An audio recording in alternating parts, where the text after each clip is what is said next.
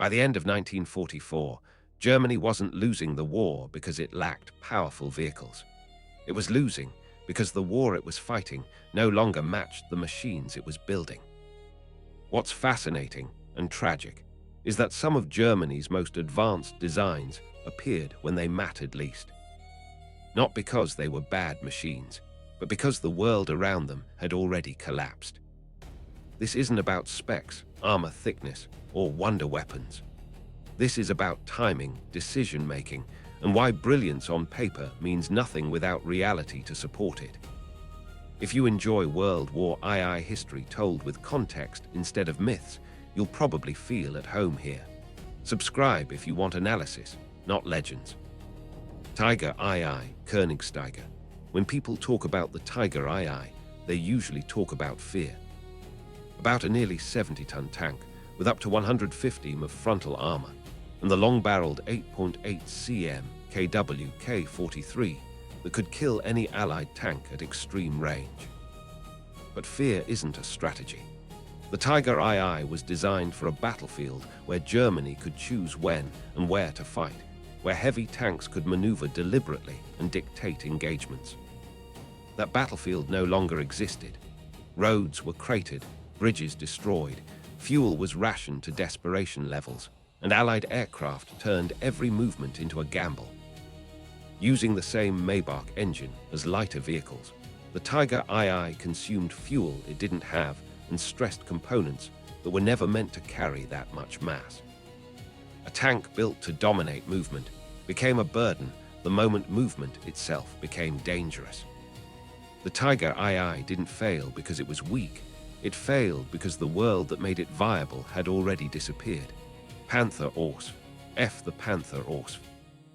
F is almost painful to look at conceptually because it shows how sharp German engineering still was even as strategic reality collapsed.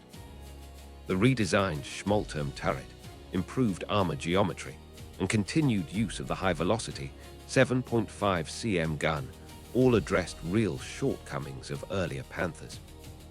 On a 45-ton platform already strained by drivetrain issues and fuel dependency, these refinements made technical sense.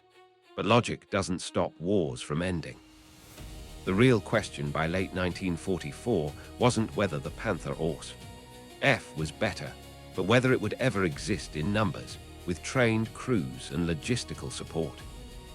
By the time this version was ready, the answer was already no. Jagged Panther on a purely technical level, the Jagged Panther made sense. Combining the Panther chassis with the 8.8 cm Parquet 43 produced a vehicle with excellent firepower, strong frontal protection, and respectable mobility for its size. It reflected a sound design philosophy aimed at mobile defense and long-range tank killing. But weapons don't fight wars, systems do. The Jagged Panther depended on fuel supply, coordination, communications, and the ability to reposition under pressure. By 1944, Germany's system was breaking down at every level. Constant air attack, fragmented command structures, and shrinking operational space meant the Jagged Panther arrived ready for a type of mobile defensive war that Germany could no longer fight. The Jagged Tiger, feels like desperation disguised as power. Armed with a massive 12.8 cm gun and protected by armor thick enough to defeat virtually any Allied weapon, it represented raw destructive potential taken to the extreme. But weighing over 70 tons, barely mobile, mechanically fragile, and nearly impossible to recover once immobilized, it consumed enormous resources for minimal operational return. Destroying targets is not the same as controlling space. A vehicle that cannot relocate, cannot be repaired efficiently, and cannot be supplied consistently becomes a liability regardless of how powerful its gun is. The Jagged Tiger reflects the belief that strength alone could replace strategic flexibility, and history showed that belief to be false. Jagdpanzer 38T, Hetzer. The Hetzer is often praised, and fairly so. At roughly 16 tons, armed with a 7.5 cm gun, and built on the reliable Czech 38, T chassis. It was low profile, relatively easy to produce, and effective in ambush.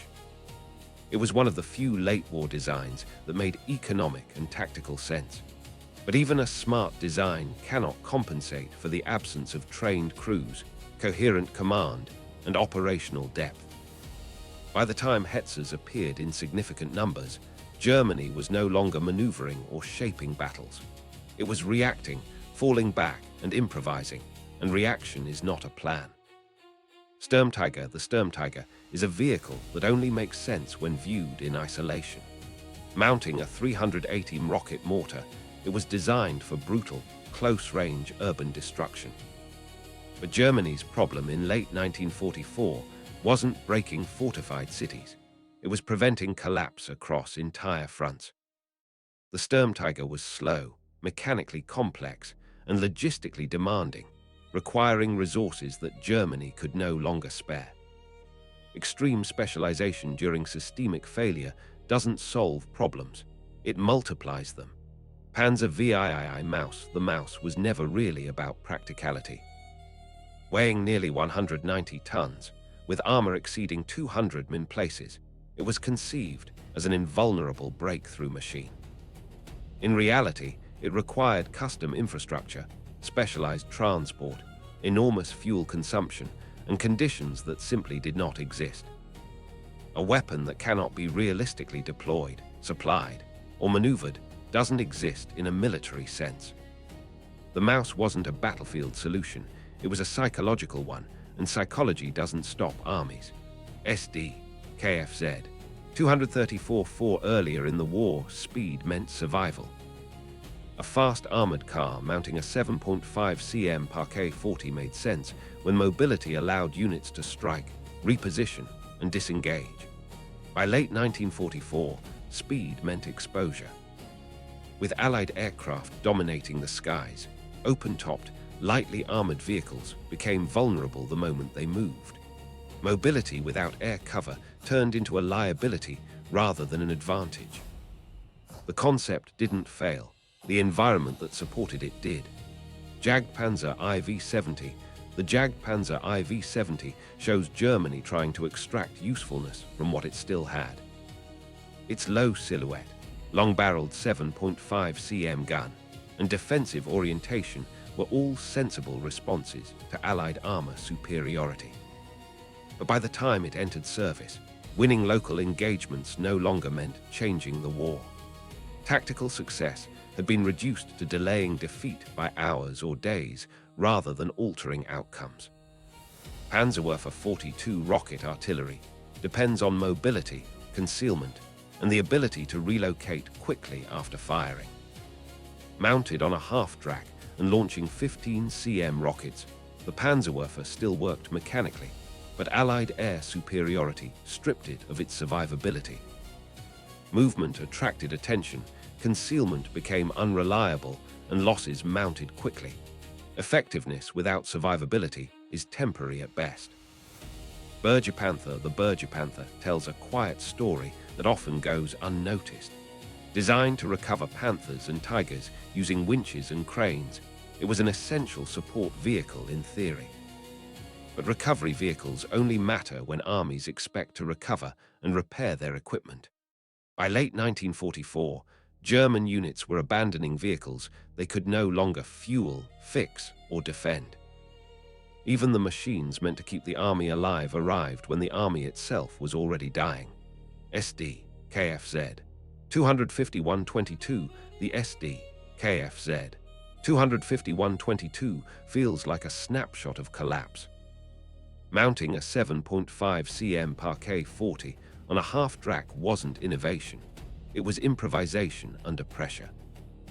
Dangerous in ambush, lightly armored, mechanically overstressed, and highly exposed, it reflected necessity rather than recovery. It didn't signal a comeback. It signaled exhaustion. None of these vehicles failed because they were poorly engineered. They failed because engineering alone cannot save a collapsing system. Germany continued to build machines that required fuel, air cover, trained crews, and freedom of movement, all things it no longer possessed. By the time these vehicles appeared, the outcome wasn't being decided anymore. It had already been decided. If this kind of analysis is what you're looking for, history without myths and without exaggeration, feel free to subscribe. More breakdowns like this are on the way.